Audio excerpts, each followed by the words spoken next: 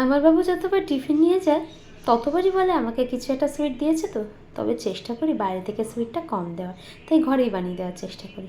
আজকে যেটা বানিয়েছিলাম কাজু কাতলি, মানে কাজু কাতলা একটু মিষ্টি কম হয়, আমি মিষ্টিটাকে একটু বেশি দিয়ে বানিয়েছিলাম এবং ওর বন্ধুদের সঙ্গে শেয়ার করার জন্য একটু বেশি করে দিয়ে দিয়েছিলাম।